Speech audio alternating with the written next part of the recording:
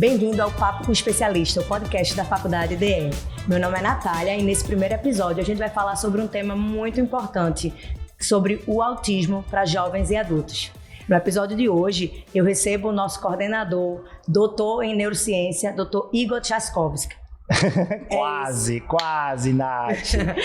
Então, me ajude, Igor. É Tchaikovsky, né? Tchaikovsky. É um pouquinho difícil a pronúncia, mas é Tchaikovsky, é Igor Tchaikovsky. Bem-vindo, Igor. Obrigada por tua disponibilidade e a gente poder trocar nesse primeiro episódio do nosso podcast. É uma honra estar contigo. Eu que agradeço, assim, sem palavras para poder agradecer esse momento, principalmente por iniciar esse podcast, essa ideia, né? Eu acho que a gente vai ter muitos mais episódios, eu desejo isso. Eu acho que quando você traz um tema para iniciar, esse é um tema de alta relevância, que é falar sobre autismo na vida do jovem, na vida do adulto. Eu que fico lisonjeado com isso. Estão após rodando aí de super sucesso. Então, assim, tô aqui para poder colaborar e quem sabe fazer outros episódios também sobre neurociência, sobre cérebro, sobre comportamento. Não, que se prometeu. Com certeza, prometendo a gente cobra. Ô Igor, quando a gente pensou em qual tema seria esse primeiro, eu lembrei de algo que desde 2017, foi quando a Faculdade DE abre a primeira pós-graduação em transtorno do espectro do autismo. Sim. Eu sempre participava dos eventos, das palestras como curiosa, né? Eu ainda não tinha filho nessa época e nascem os filhos e aí a gente começa com outra percepção. Eita, aquilo que falaram naquele dia na palestra. E aí o autismo começa a entrar nos coleguinhas da sala e toda aquela parte de empatia, de tudo, que me traz para uma outra questão. Mas desde 2017, sempre, mesmo antes de eu ter filho, sempre tinha um assunto que eu ficava pegando. E os adolescentes, e os jovens, e os adultos? Porque a gente fala tanto nesses encontros, a gente falava tanto do diagnóstico precoce e do início, quanto antes o início do tratamento. E quando não tem esse diagnóstico? E a minha geração, que talvez não tinha esse diagnóstico lá na infância. E isso sempre me pegou. Então, eu disse, talvez seja uma oportunidade de eu esclarecer um pouquinho dessas minhas dúvidas e de poder também trazer para a sociedade um pouco mais de informação para as pessoas que trabalham com esse tipo, né, com jovens e adultos, mas também para pais, né, e educadores que estão nessa pegada. E aí eu quero te perguntar, você trabalha com jovens e adultos? Me conta um pouquinho dessa tua trajetória, como foi que tu entrou na área do autismo? Perfeito. Então, assim, falar de trajetória é algo muito complexo, né? Então, eu venho de uma universidade, minha formação, eu sou biomédico por formação, então desde o primeiro período ali eu já trabalhava num laboratório de neurofisiologia humana. Então no segundo período você faz a iniciação científica. Nesse primeiro processo de trabalhar com iniciação científica, eu trabalhei primeiro com epilepsia, certo? Em modelos animais. E nesse ponto ali, no ano de 2012, 2013, nem se falava muito sobre autismo do jeito que a gente fala hoje, não era um boom do autismo, né? E aí o meu orientador falou, vamos começar a mudar agora para trabalhar com humanos, você vai para o mestrado, estava finalizando a faculdade, você vai para o mestrado e quem sabe agora a gente vai trabalhar com humanos. Então, dito e feito, então a gente começou a trabalhar com modelos humanos de epilepsia. Dentro desse contexto de epilepsia, a gente tinha uma parceria muito boa com o Hospital das Clínicas da Universidade Federal de Pernambuco. Então, eu recebia muita gente não só com epilepsia, pessoas com microcefalia, o Zika vírus deu um boom também em Recife. Recife foi a capital mundial do Zika vírus, que causava microcefalia, né, quando o bebê nascia. E aí, dentre isso, uma das comorbidades era a epilepsia. E aí, a gente sabe hoje pela literatura também que pessoas com autismo, entre 30% ali do público autista, tem epilepsia como comorbidade. Então, começou a vir gente também com autismo e com outras neurodivergências. E nem se falava isso ali no ano de 2015, quando eu estava já no mestrado em neurociências. E aí foi quando eu senti a necessidade de falar, poxa, peraí, deixa eu entender o que é isso que está chegando para mim, esse transtorno, seja do transtorno de déficit de atenção e hiperatividade, seja do transtorno do espectro autista. Então foi quando eu me aprofundei pela literatura de autismo. Então entrei nessa área aí, já estava também coordenando, dando aula numa especialização em neurociência aplicada pela Universidade Federal. E lá, como alunos da especialização, tinham 3 queridos, que são queridos de vocês, que é o Vitor, a Alessandra e a Luana. Eles foram alunos. E aí a gente já trabalhava com captar esse público autista. E aí eles me conheceram, viram essa pegada da gente trabalhar na pesquisa científica com autismo e me convidaram para fazer parte da Clínica São Marc, né, que hoje é referência no estado. Então, no ano de 2016, 2017, eu comecei a trabalhar na Somar, ajustando ali uma intervenção chamada de neuromodulação. E aí fui para o doutorado, terminei meu doutorado, e meu doutorado foi único exclusivamente em pesquisa de pessoas neurodivergentes, né, entender a atividade cerebral desse público. Já estava em parceria com o pessoal da Somar, já as turmas já vinham rodando a turma de autismo, então o autismo ele veio para mim com essa necessidade de pesquisa científica, e aí eu consegui associar a prática clínica quando eu fui para Somar. E hoje a gente tem essa parceria maravilhosa da equipe Somar, que a clínica vai fazer 20 anos de estrada, né?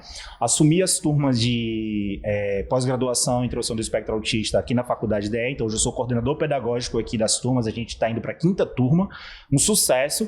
Então o autismo ele veio para mim, primeiro com esse intuito de pesquisa científica, foi quando eu comecei a adquirir a prática clínica, e como eu comentei, ali naquele ano de 2016, 2017, nem se falava do boom autista. O boom autista surgiu no período da pandemia, né?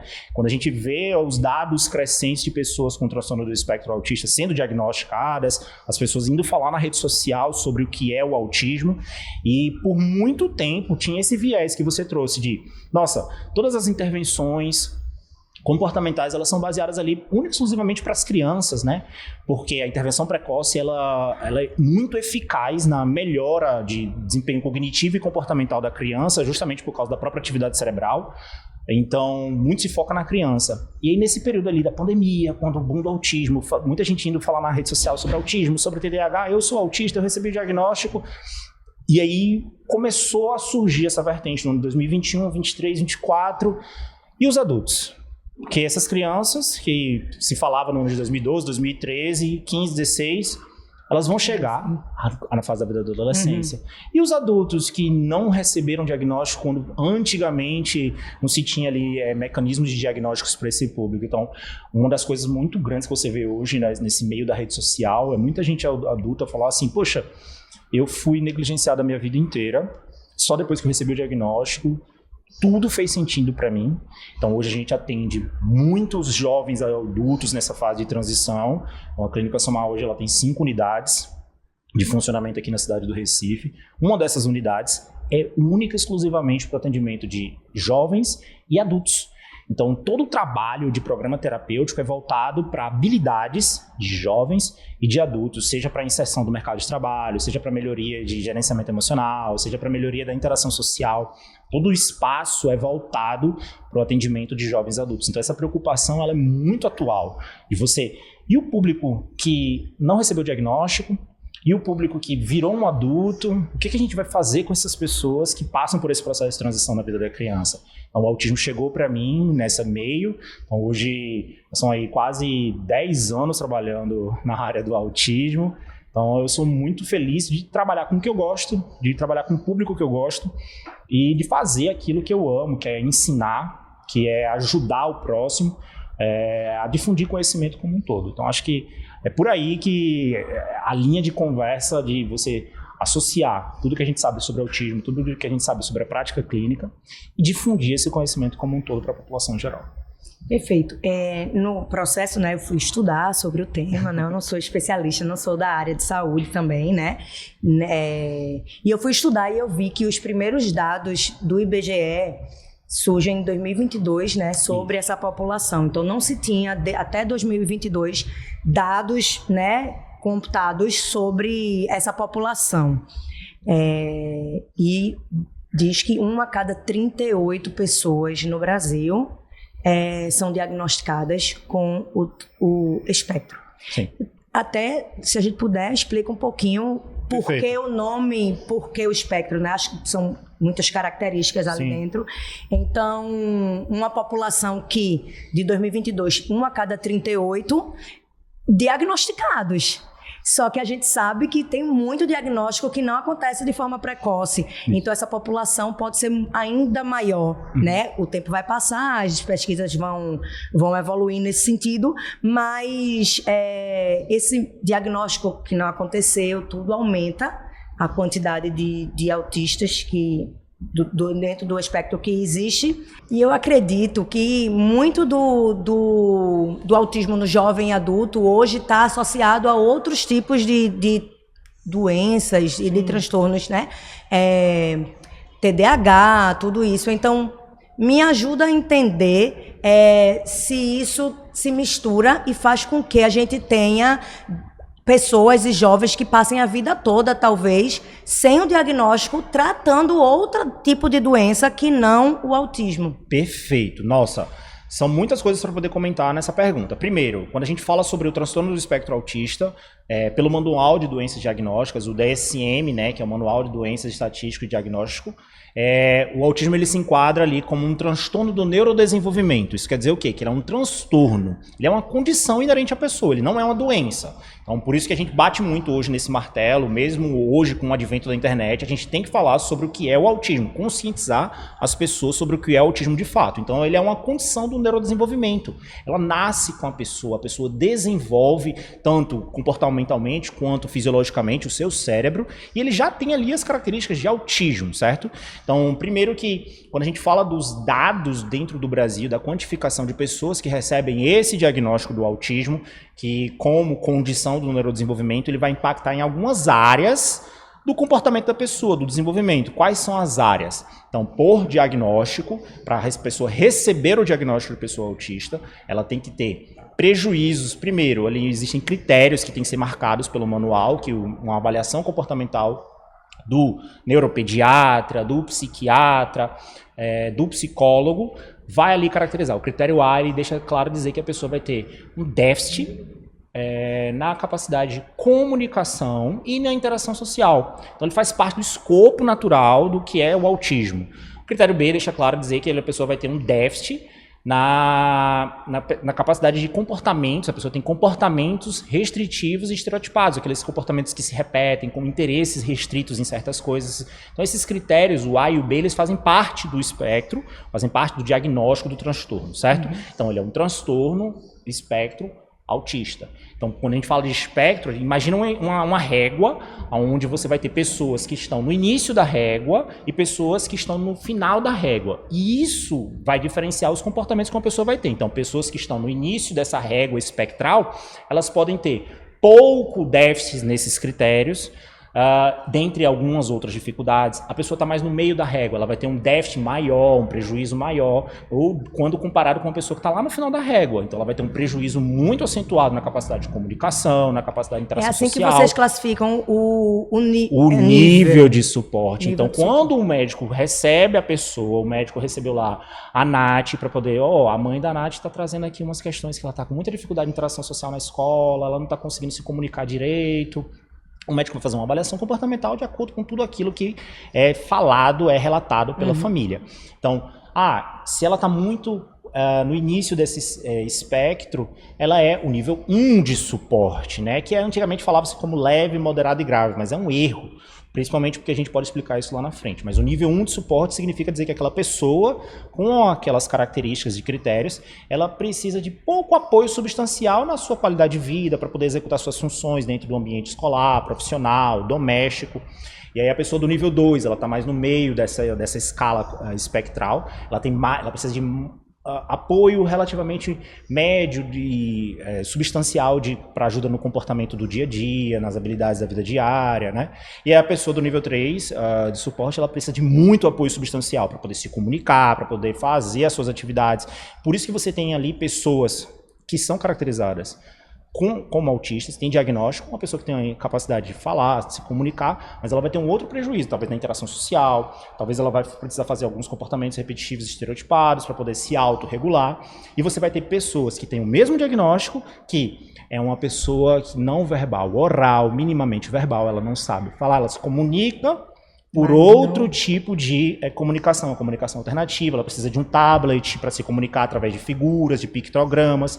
Então essas pessoas têm o mesmo diagnóstico, mas elas estão em escala espectral diferente de suporte. Por isso que se fala nível 1, nível 2 e nível 3. Certo. Dito isso, a gente vai, mas quanto desse público faz parte dentro do Brasil e no mundo? Então, os primeiros dados de autismo, eles são dados do CDC, certo? Então, são dados de um do Centro de Doenças e Controle americano, que quantificava pessoas. Esses dados eles são mapeados a cada 2 anos, né? Então, você tem dados de que mostra que a prevalência ela vem aumentando. Antes era de 1 para 50, 1 para 44, 1 para 38, 39. Então, quanto mais pessoas são diagnosticadas, quanto mais se fala sobre o transtorno do espectro autista, quanto mais a gente entende o transtorno por si só, isso facilita o diagnóstico. Por isso que você vê uma prevalência aumentando, né? Com mais pessoas estão sendo diagnosticadas. No Brasil, pela primeira vez, no ano de 2022, a gente teve o Censo Brasil, onde as pessoas, o IBGE fez uma pesquisa nacional para poder mapear e quantificar. Então, de porta em porta, ia lá, quantas pessoas residem nessa casa, quais são as idades dessas pessoas? Essas pessoas têm um diagnóstico de alguma coisa. E o IBGE pode mapear mais ou menos quanto que é a população geral no Brasil de público autista. Chegou ali em 2.400.000 pessoas, mais ou menos, com um diagnóstico de autismo. Sendo que tem um ponto. Essa quantificação ela teve uma prevalência maior entre indivíduos ali de 5 a 9 anos, ou seja, são crianças, né? E aí a pergunta que fica, cadê a quantificação do público geral, dos adolescentes? Ou eles não têm? E dos adultos. Aí vem 2 perguntas. Primeiro, será que olhou-se para esses adolescentes e esses adultos para eles saber se tem autismo ou não? Segundo, será que essa pessoa já recebeu o diagnóstico para poder ser mapeada no censo? Então, muitos pesquisadores e estudiosos falam, peraí, esse número ele pode refletir a população de crianças, que é a mesma coisa que acontece no mundo inteiro, mais ou menos a média populacional quando a gente olha para o mundo. Mas, e as pessoas que não recebem um diagnóstico? Que é o que a gente fala muito hoje em dia. Com um boom do autismo ali no período da pandemia, rede social, muitas pessoas ganharam notoriedade a falar sobre transtorno, saúde mental na rede social. Então, muito se viu uma vertente de busca de adultos indo buscar o diagnóstico. Tentando se conhecer. Tentando se conhecer. E aí, fisiologicamente, é muito claro dizer o seguinte, que com uma pessoa adulta que não recebe o diagnóstico precoce, não faz o tratamento precoce, ela tem uma facilidade maior de 4 a 6 vezes a adquirir comorbidades. O que são essas comorbidades? São os outros transtornos que estão associados ao autismo. Então, por exemplo, pessoas adultas autistas, entre 80% da população autista tem o TDAH como comorbidade, faz parte, mecanismos genéticos, fisiológicos, eles são muito semelhantes. Então, é muito mais fácil você dar um diagnóstico, às vezes, para o autista nível 1 de suporte de TDAH. É muito comum, e viu-se isso crescer, de a pessoa receber o diagnóstico de TDAH, mas ainda tem alguma coisa e depois vai receber o diagnóstico de autista. Então, ela atrasou o diagnóstico do autismo dela. O diagnóstico tardio do autismo facilita o aparecimento do transtorno de ansiedade generalizada, facilita o aparecimento de prejuízos do sono, distúrbios do sono e outras comorbidades que estão associadas, bem como, por exemplo, transtorno obsessivo compulsivo, faz parte também, né? Existe uma parcela, como eu comentei, até da epilepsia. Então, muitas pessoas, às vezes, recebiam tratamento para ansiedade, para humor deprimido, e via que alguma coisa não estava se encaixando. Aí, quando chega na fase da vida adulta, muitos médicos também se aprofundaram nesse conhecimento do autismo. Opa, essa pessoa, na verdade, a gente está fazendo tratamento da Nath de ansiedade. Mas, na verdade, a Nath tem o autismo. É o autismo que faz parte dela. Por isso que ela tem as dificuldades de comunicação, de entender algumas questões gestuais e sociais, de interagir socialmente. Então, isso já estava presente na fase da vida da infância, porque uma coisa que tem que ficar clara, ninguém vira autista, ninguém vira uma pessoa com TDAH, você nasce com isso. Faz parte do critério lá também, lá no manual, que os sintomas eles têm que existir antes dos 12 anos de idade. Então já fazia parte da Nath, mas naquela época, quando a Nath era criança, ninguém falava. A Nath danada, é desatenta. A Nath era tida, que menina estabanada. Que menina, ela tá tímida quando a Nath não quer interagir com ninguém. Deixa ela tá tímida. Ela é preguiçosa. Então, houve uma taxação pejorativa de muitos adultos autistas, principalmente mulheres, né, sobre essa questão. Então, consequentemente, você tem hoje muitos adultos autistas diagnosticados tardiamente, com várias comorbidades associadas e muitas dificuldades. Existe também essa questão como tudo na vida sempre tem 2 lados, hoje fala-se muito também sobre o autismo ser uma modinha. Não é moda, né? Não é modinha. Os números aumentaram por causa do melhor acesso à informação, como eu comentei. Quanto mais pessoas têm acesso à informação, mais faz sentido de uma mãe que está lá no interior e buscar, peraí, estão me chamando de doida porque o Igor não está falando ainda, o Igor já tem 3 anos e eu estou lá no interior, eu sei que eu já vi isso num vídeo, que pode ser alguma coisa, eu vou buscar o médico, isso tem que fazer sentido. Então, quanto mais informação, mais pessoas são caracterizadas, e isso também faz parte, lá nos Estados Unidos falaram isso também, que outros públicos que antes não recebiam diagnóstico, como o público hispânico, os negros, os indígenas de autismo, por isso que o censo a prevalência ela aumenta como um todo. Hoje você tem públicos que antes não eram diagnosticados que recebem esse diagnóstico, por isso que... Será que esse censo que foi feito em 2022, os dados só foram publicados em 2025, ele está 100% certo? Cadê o público adulto, jovem, principalmente as mulheres, né? Porque mulheres, elas sabidamente são... subdiagnosticadas por N fatores, podemos até discutir isso, mas esses são o panorama geral da pergunta, do que é o autismo, do que acontece ali na prevalência, na quantificação no Brasil. A gente tem muito ainda para poder aprender, a gente tem muito ainda para poder quantificar dos diversos públicos e principalmente para poder ajudar no tratamento tanto dessa criança quanto desse jovem, desse adulto que está dentro de casa e recebe o diagnóstico de autista. Ô, Igor, eu tenho 2 perguntas. Tem como mudar de nível ao longo da vida? Pronto. Essa pergunta é uma pergunta que todo mundo faz. Porque quando você recebe um diagnóstico e quando você vai trabalhar com essas crianças, quando você vai trabalhar com esse público, você vê pessoas sempre perguntando: Nath, meu filho vai poder mudar de nível, ele vai sair do nível 3 para o nível 2, para o nível 1. E a literatura antigamente falava, não, você está no nível grave ou 3, você vai ficar ali. Hoje a gente tem um entendimento muito mais abrangente do que é o próprio autismo. E sim, a resposta é que sim. A depender do tratamento, da intervenção precoce, se ela for bem estruturada, se ela for bem planejada para aquela pessoa, se ela for personalizada e alinhada para aquela criança, uma criança do nível 2 pode sim evoluir para reduzir ali o nível 1, uma criança do nível 3 vem para o nível 2. E a gente sabe que isso também faz parte do mecanismo fisiológico, então o próprio desenvolvimento das estruturas cerebrais essa e dos mudança circuitos, ela é mais comum se for na infância. não, claro, com certeza. Quando a gente fala de qualquer tipo de intervenção, a gente tem que falar sobre cérebro como um todo, por isso que a neurociência ela faz parte dos estudos dentro da área do transtorno do espectro autista, que o cérebro ele muda ao longo dos anos. Ninguém tem um cérebro que nasceu e vai ser daquele jeito. Ele passa por diversos crescimentos e que esses crescimentos, tanto de estrutura, ou seja, da área, quanto das conexões cerebrais, por isso que a gente fala das conexões que o cérebro pode fazer, ela cresce ao longo de anos. E demora muitos anos para se consolidar tudo isso. Existe uma coisa chamada janela do período crítico do desenvolvimento. Ela está presente ali na fase inicial da vida, entre os 0 e 5 anos, que é onde o cérebro ele tem uma alta capacidade de se adaptar, que a gente por isso que fala sobre neuroplasticidade, que é a capacidade do cérebro se adaptar como um todo. E ela é mais presente ali nos 5 anos da vida, né? A janela do período crítico. Então, significa dizer o quê? A partir do momento que a Nath recebeu o diagnóstico, a intervenção naquele período ela é essencial para garantir o melhor desenvolvimento cognitivo e comportamental da Nath ao longo do tempo. Porque o cérebro está mais moldável, está mais adaptável. Então a intervenção ela tem que ser precoce. Se fala sobre a precocidade da intervenção para o autismo. Ela tem que ser estruturada. Então ela tem que ser planejada para as dificuldades, para os déficits e prejuízos comportamentais que a Nath vai ter. Então por isso que tem que ser feita uma avaliação comportamental, é feito todo um planejamento de programas e estratégias que serão aplicadas para o desenvolvimento daquela criança. Quando a gente fala de criança, então existe todo um planejamento para isso.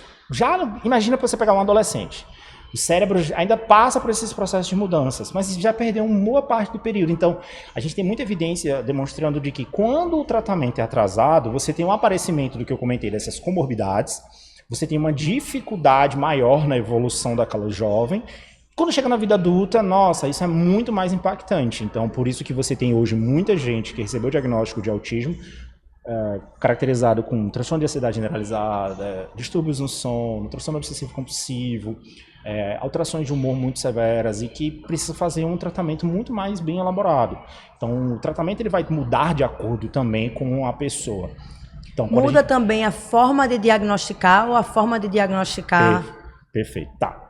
Quando a gente fala do diagnóstico, o diagnóstico hoje no Brasil e para o autismo, ele é única, pura e exclusivamente por uma avaliação comportamental. É feita uma avaliação comportamental daquele adulto, daquele jovem, onde vai ser colhido todo um relato comportamental de quem ele era na fase da vida da criança, quais são os prejuízos que ele tem, sendo que o diagnóstico ele não é algo único que tem que ser feito por uma equipe. Por isso que a gente fala da multidisciplinaridade no processo diagnóstico de pessoas com autismo. Então, o adolescente. A Nath está vendo que o Igor está tendo uma dificuldade ali na escola. É feita uma avaliação escolar, um relatório dos professores como um todo, para poder ajudar o Igor nesse diagnóstico. Então, vai ter ali relatos dos professores, é feita uma avaliação psicológica com um psicólogo. Então, uma criança que ela tem uma dificuldade de fala, a Fono também faz uma avaliação, essa dificuldade de comunicação, de fala do Igor é característico do diagnóstico do autismo. Tem escalas comportamentais que podem ser aplicadas por uma avaliação neuropsicológica e nessas escalas deixa claro dizer a hipótese diagnóstica. Então, a multidisciplinaridade do diagnóstico ela é muito importante para garantir que o diagnóstico seja efetivo e seja feito de forma correta. Então, avaliação comportamental, observação clínica dos comportamentos hoje é o que faz o diagnóstico de autismo. Oi, Igor, e o que é que a gente pode falar para os pais que estão com os filhos já com diagnóstico, mas aquelas crianças que estão 16, 17 anos, que está acabando ali a parte da fase escolar, onde é um ambiente teoricamente mais seguro, né? E dos pares na mesma idade, e agora esse jovem vai chegar para trabalhar, para outro tipo de interação. Então, o que é que a gente pode dizer para esses pais? Que tipo de habilidades e de tratamento a gente tem que propor, né? Fazer essa intervenção para fazer essa transição dessa fase para a fase adulta. Perfeito. Nossa, isso é até o tema do mês que nós estamos. Então, a gente está no mês de abril, que a gente fala do mês de conscientização sobre o autismo. Dia 2 de abril é o Dia Mundial de Conscientização sobre o Autismo, é um mês onde muitos autistas falam sobre autismo, falam sobre comportamento, e você vê hoje na rede social muito adulto falando sobre isso. Tanto é que esse é muito legal, e eu até trouxe até aqui para ti, a revista Autismo, que ela é feita por um super parceiro, Francisco Paiva Júnior. Ele é um jornalista, pai de autista, que idealizou essa revista, que é para muitas pessoas poderem colher conhecimento sobre autismo de forma correta. Então a gente tem muitas matérias legais falando sobre autismo na vida adulta, sobre o que é o autismo. E aí essa tua pergunta entra justamente nessa página aqui, muito legal dessa imagem. Lembrando que essas imagens aqui, elas são feitas por autistas, que é sobre o tema do mês desse ano, né, que é falar sobre de autonomia, né, autonomia para a vida adulta como um todo. E aí a Clínica Somar é uma patrocinadora dessa revista, vale muito a pena para os pais, ela é 100% gratuita, é só entrar lá na revista Autismo, você consegue baixar a versão PDFzinha, porque quando a gente fala de desenvolvimento da fase da vida da adolescência para a fase da vida adulta, um relato muito comum quando a gente conversa com os pais é sobre: e quando eu me for? Quando eu não puder aqui para ajudar, quando eu não puder estar mais aqui para poder ajudar a Nath em tudo que ela faz. E aí existem muitos relatos assim de que quando eu sei entender quando meu filho aponta porque ele quer ir no banheiro, eu sei entender quando meu filho aponta quando ele está com fome. E isso faz parte do processo de desenvolvimento, de você desenvolver a autonomia. Então, a base do tratamento de intervenção, seja para criança, para adolescente, é desenvolver a autonomia desse jovem para a vida adulta. E a autonomia faz parte de N diversas coisas que precisa ser muito bem alinhado com a família, como, por exemplo, será que esse jovem ele sabe fazer a refeição dele 100% completa, desde o processo de escolher os ingredientes, cozinhar esses ingredientes, fazer o processo de cocção, colocar no prato, se alimentar, depois lavar esse prato, depois guardar esse prato no local correto que tem que ser guardado. Será que esse jovem adolescente ele sabe lavar uma roupa? Será que esse jovem adolescente sabe fazer um pedido no aplicativo de comida? Será que esse jovem adolescente sabe passar um troco, pegar um dinheiro e fazer sua compra sozinho? Então, diversas habilidades, quando a gente fala de autonomia, tem que ser garantidas para esse jovem nesse processo de transição. E muitas coisas têm que ser diretamente alinhadas com a família, a expectativa de desenvolvimento da família, porque quando você fala de um nível 3 de suporte, você fala potencialmente de um jovem que ainda não foi alfabetizado. Então, será que com 17 anos é necessário esse jovem ser alfabetizado? É muito melhor para esse jovem saber que o símbolo do banheiro masculino é aquele, para quando ele for pro banheiro, ele vai pro banheiro correto? Será que é melhor ele aprender como arrumar uma cama para poder pro processo de desenvolvimento humano? Isso é muito também particular, por isso que eu falei desse alinhamento do tratamento bem estruturado para aquela pessoa, para quem ela é. Por isso que o espectro é muito único, né? Então, às vezes, as habilidades sociais da Nath são completamente diferentes das habilidades sociais do Igor. E você vai ter que trabalhar umas outras coisas. O Igor talvez não saiba arrumar uma casa, mas a Nath talvez ela não saiba se portar para entrevista, que vai ter que ser trabalhado com isso, nesse processo de autonomia.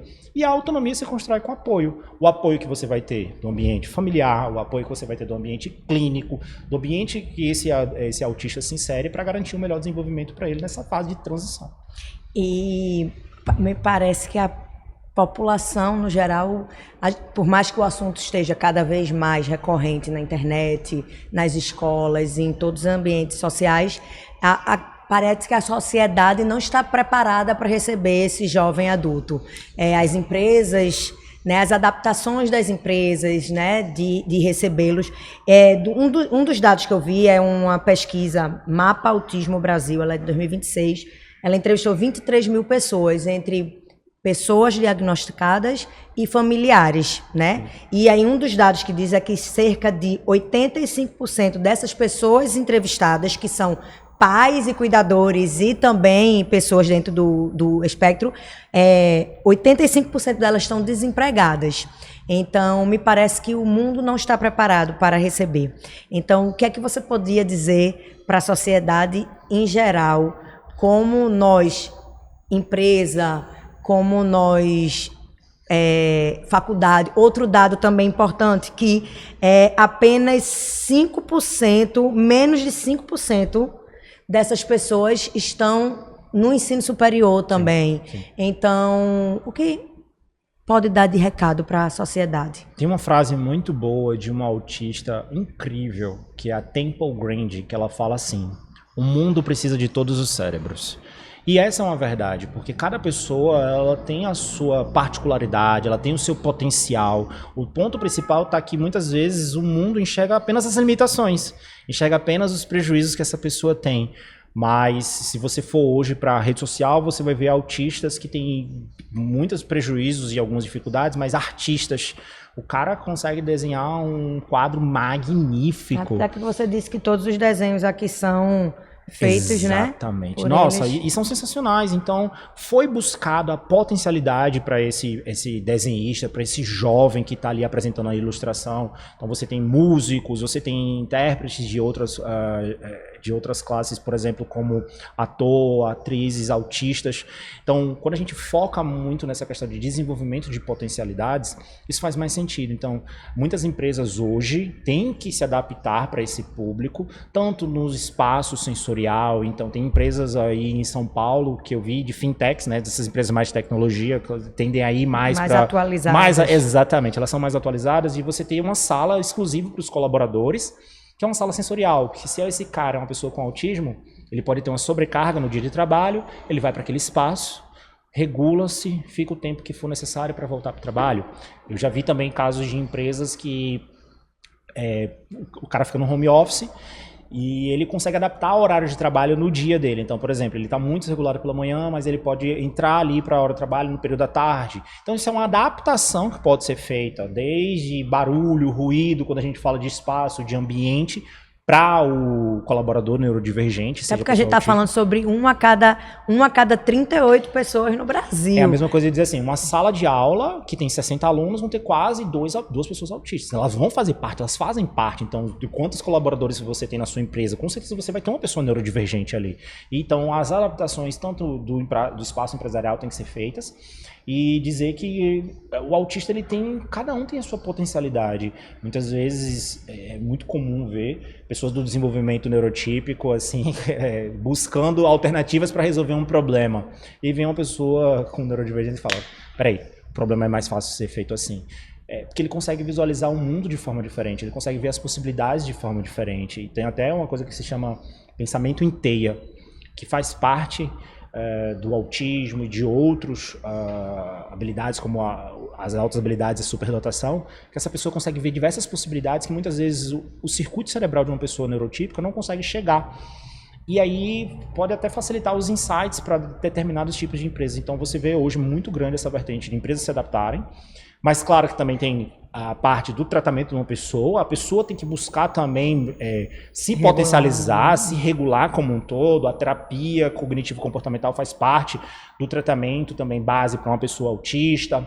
Essa pessoa precisa fazer diversas outras coisas, como regular sono, fazer uma atividade física, que é importante para o cérebro como um todo. Então, outras coisas têm que acontecer, junto também com a adaptação de todo o ambiente, para garantir um melhor desenvolvimento, tanto na atividade laboral, quanto numa faculdade, né? Então, a pessoa que não está inserida no ensino superior, a pessoa ela também tem que participar de umas adaptações.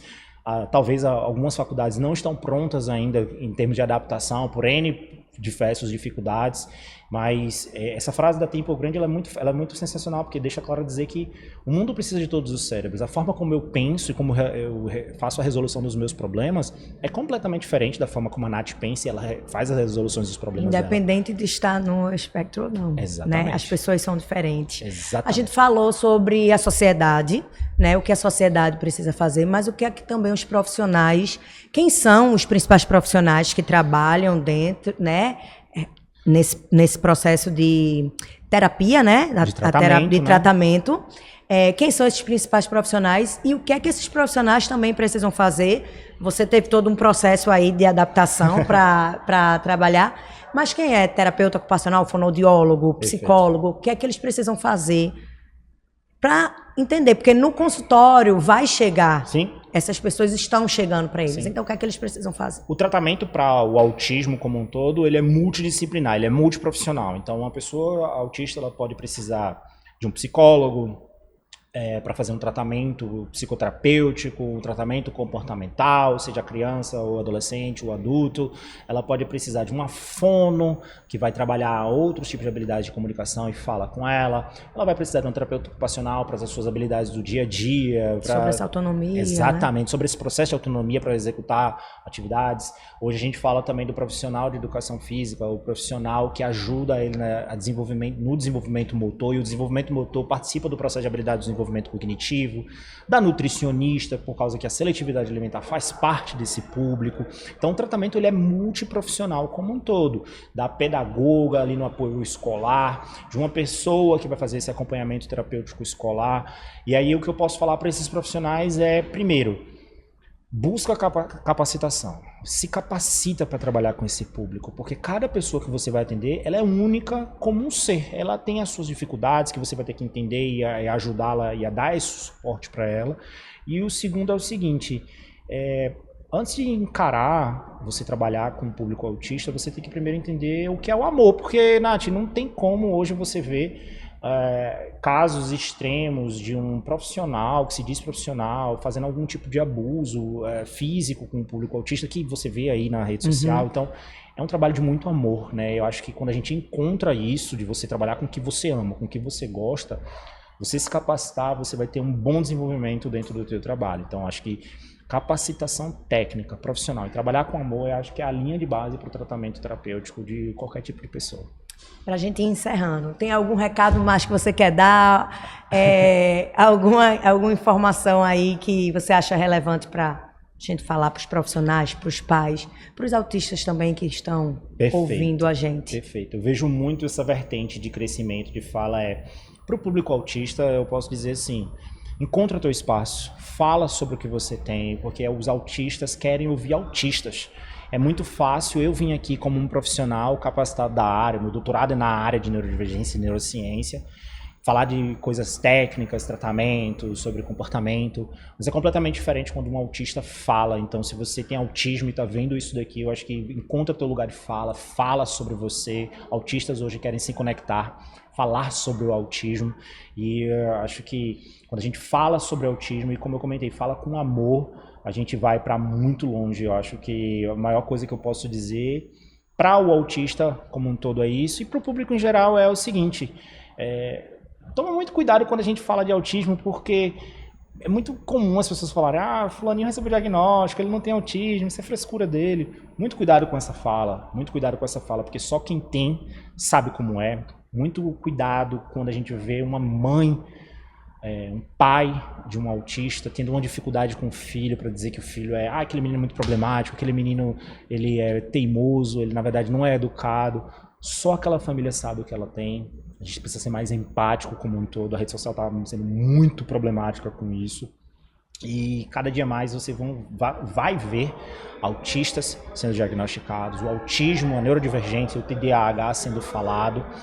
E a gente precisa ter um pouco mais de mente aberta para entender com mais empatia e amor esse público como um todo. Igor, obrigada. Eu acho que é um tema, como a gente começou falando, que a gente pode conversar várias outras vezes. Exatamente. E várias outras vezes a gente vai se ver em outros episódios para tratar um pouco mais sobre isso. É um tema que não acaba aqui. Os dados ainda são muito recentes. A gente ainda tem muita coisa para a gente descobrir dentro desse processo. Como profissional, como sociedade, como políticos, né? Então, tem muita coisa para a gente conversar sobre isso. Que as pessoas procurem saber, estudem, estejam em ambientes que isso seja falado. E eu te agradeço. Além de agradecer a Igor, eu quero agradecer também as pessoas que estão comigo aqui nos bastidores. Valesca Presley, Dinho de Lima, Ana Laura Veloso e Emanuel Barbosa. Muito gente, bom. Obrigada. A gente se vê no próximo Papo com Especialistas da Faculdade DE. Valeu. Obrigado.